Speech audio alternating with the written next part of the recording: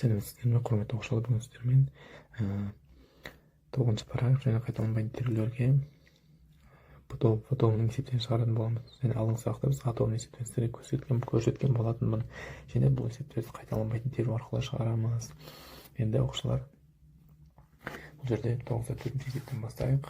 9-да 4-ші есепте дейді бізде с n-нен 2 28-ге тең. Және осыны біз терудің формуласы арқылы шығаратын боламыз. Келесі бізде n факториал алымында бөлімде 2 факториал. Кәдімгі формула әріп болса да формуланы орнына саламыз. n минус 2-нің факториалы тең 28. Енді құрметті оқушылар, қазір сіздерге бір нәрсе көрсететін боламын. Жазып алып, кейін түсіндіремін. n минус 1 тең n минус 2-нің факториалы бөлімінде 2 факториал көбейтілген n минус 2-нің факториалы деп жазып аламыз. Тең 28.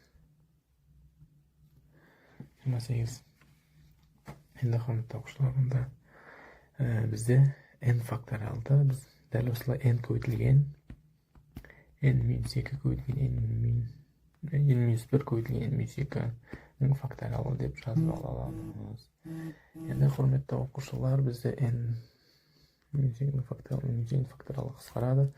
Алымында n көбейтілген n минус 1-дің бөлімінде 2 факториалымыз 2 тең 28-ге тең болады.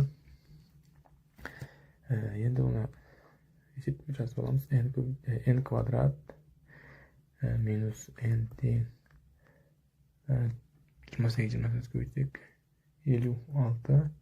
Енді n квадрат минус n минус 56 тең 0. Теңдіктің сол жағын өткізіп жіберсек осындай мән шығады бізде. Енді қараңыздар, бұны бізде ветпен шығарсақ болады. Және қалай шығарамыз, қазір көбейтіп көрсететін боламын. n 2 тең деп аламыз. Қараңыздар, көбейткенде плюс 1, жоқ, қосқанда плюс 1, көбейткенде минус болып шығады. Бұл бізде неше болады? Минус 7 мен 8. Және біз жерден бізге минус мән кірмейді, сондықтан жауабы бізде n тең 8-ге. Келесі екінші есебімізге орнына аз қалдырып қойыппыз өкінішке орай. Енді есептейік бұны. С n-нен n минус 3-ті есептеп аламыз. Бұны жазамыз n факториал бөлімде n минус 3-дің факториалы көбейтілген n-нен аламыз. n алынған n минус 3-дің факториалы тең 20-ға деп аламыз. 20-ға. Енді оны бөліп алдық. Өйткені қазір жатасып қалуымыз мүмкін.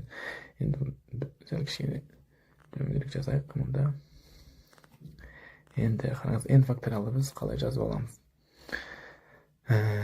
n көбейтілген n минус 1, n минус 2 және n минус 3 деп жазып аламыз. 3-дің факториалы тең 20. 20 деп аламыз. Қазір астына жазып беремін сіздерге. 20 n минус 3-дің факториалы. Бұл жерде бізде n жақшаның ішінде амалдарды орындасақ, бізде 3 факториал қалады. n минус 3 факториал мен 3 факториал қысқарады. Келесі кезекте бізде n көбейтілген n минус 1 көбейтілген n минус 2 тең 3 факториалымыз нешеге тең болады? 6-ға тең болады. Біз 6-ны сразу 20-ға көбейте салдық. Сонда бізде неше болады? 120-ға тең болады. Енді құрметті оқушылар, оны келесі кезекте n квадрат бірінші жақшаға көбейтеміз. n көбейтілген n минус 2-нің тең 120 деп аламыз. Енді осы жақшаны ашып шығатын болсақ, бізде n куб минус 2 n-нің квадраты минус n квадрат плюс 2n тең 120. Енді 120. Енді қараңыздар, бұл жерде бізде арғара не есе алсақ болады? Бізге ең жеңілін алу үшін, жеңіл есептеу үшін бізде мына сандардан n-ді шығарып жіберсек болады. n-ді шығарып жібереміз. n квадрат минус 2n minus 1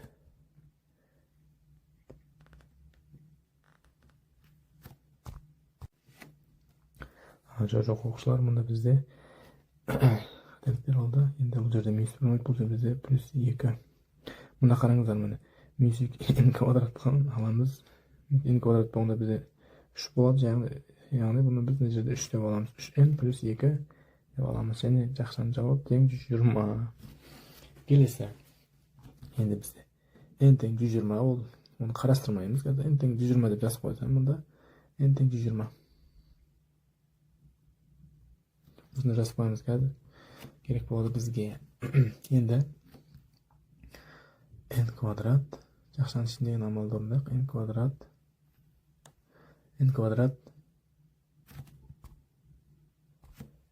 квадрат минус 3n плюс 2 тең 120. Мұнда қараңыздар, бізде көбейткенде 3, қосқанда 2. Неше болады сонда бізде? 2 мен 1 болады.